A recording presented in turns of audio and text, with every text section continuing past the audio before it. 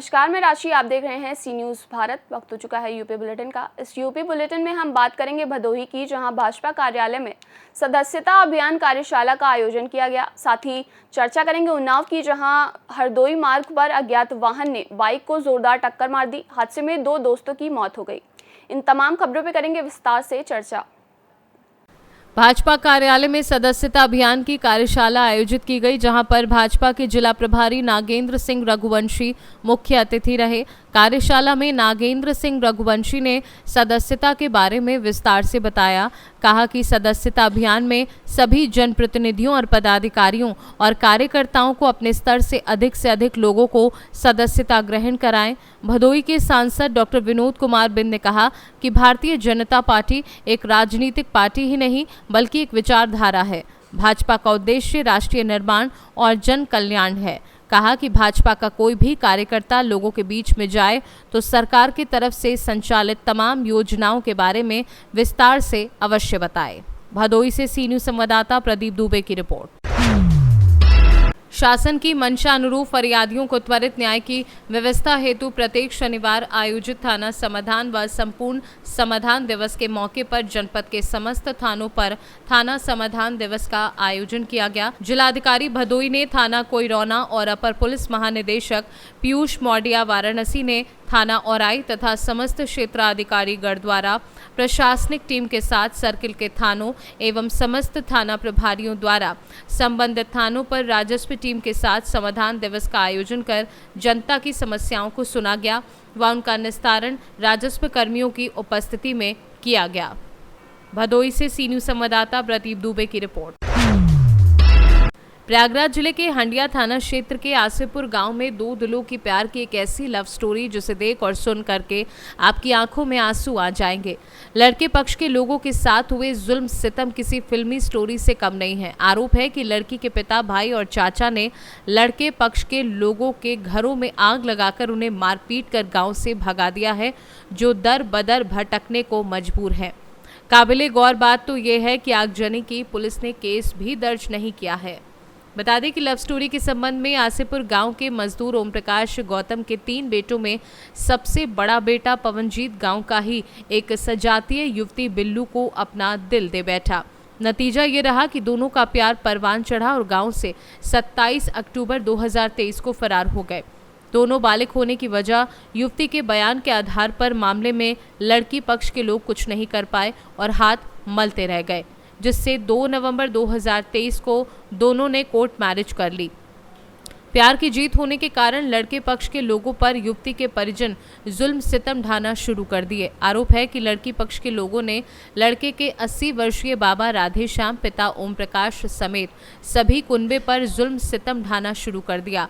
आरोप है कि 1 अप्रैल को लड़के के घर में लूटपाट करने के बाद पेट्रोल डालकर मकान को आग लगा दी, जिससे पूरी गृहस्थी खाक हो गई। 2 दिलों के प्यार में सब कुछ बर्बाद हो गया। पीड़ितों ने बताया कि अगर गांव में रहते तो अब तक उन सब की हत्या हो गई होती। इसी डर से पूरा कुनबा भागकर फूलपुर थाना क्षेत्र के गांव में शरण लिए हुए है। पीड़ित कुनबा गांव जाना चाहता है, लेकिन लड़की पक्ष के आतंक से उनकी हिम्मत घर जाने की नहीं पड़ रही है। पूरा कुनबा डरा सहमा गाँव से पलायन कर चुका है। क्या नाम है आपका? बिंदु। घर कहाँ पे है? आसिफपुर। आप दोनों लोगों के प्रेम कहानी में क्या क्या दिक्कत आई है, बताइए। क्या क्या जुल्म हुआ है आप लोगों के साथ? मेरे पिताजी घर रहने नहीं दे रहे हैं, ससुराल का सारा सामान लेके गए हैं, घर जला दिए हैं और कह रहे हैं कि वहाँ पे रहने नहीं देंगे, रहोगे तो जान से मार देंगे। तो कहीं आप लोग फरियाद किए हैं कि नहीं इस संबंध में? हाँ, थाने पे एप्लीकेशन दिए, कोई सुनवाई नहीं हो रही। तो जो घर जलाए थे उस पर कार्रवाई पुलिस ने किया कि नहीं? नहीं, क्या चाहते हैं वो? घर पे रहने दें।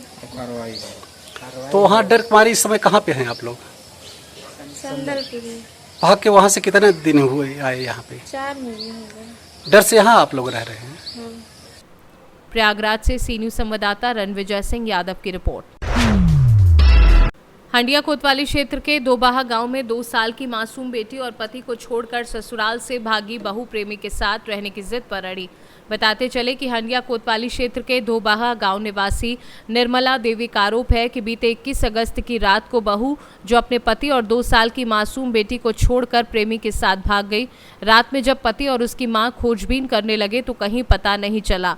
मायके जब जानकारी दी गई तो पता चला कि बहू अपने मायके के एक पूर्व प्रेमी जो उतराव के गांव का रहने वाला है उसके साथ भाग कर आई है और अब वह उसी के साथ रहना चाहती है, जिसकी जानकारी सास निर्मला देवी ने हंडिया कोतवाली में देकर कानूनी कार्यवाही की मांग की है। वहीं आरोप है कि 2 साल की मासूम बेटी और पति को छोड़कर बहू अब प्रेमी के साथ रहना चाहती है।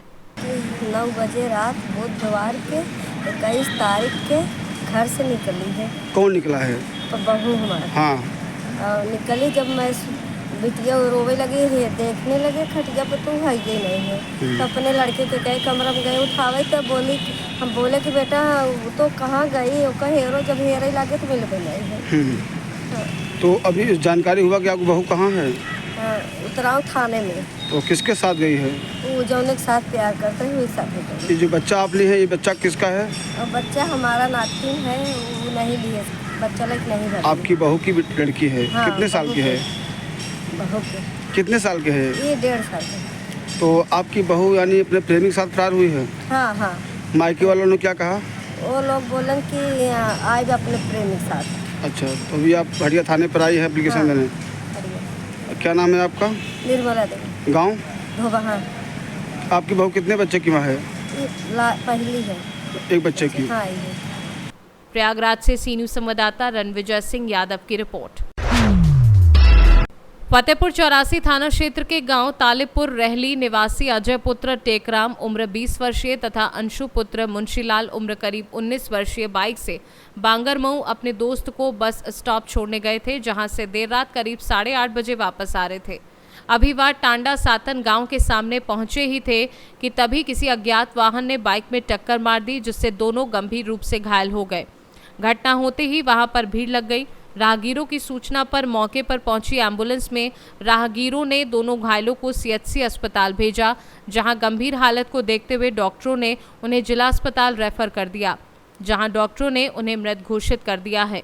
राहगीरों की माने तो उन्होंने 112 और फिर 108 नंबर डायल किया, लेकिन 112 पर कोई रिस्पॉन्स नहीं मिला, जिस पर थाने को सूचना दी गई, जिसके बाद मौके पर पहुंची एम्बुलेंस की मृत्यु सहायता से उन्हें स्थानीय सीएचसी भिजवाया गया।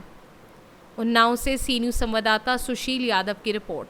फिलहाल के लिए इस बुलेटिन में बस इतना ही। देश दुनिया की तमाम खबरों के लिए आप देखते रहिए सी न्यूज़ भारत।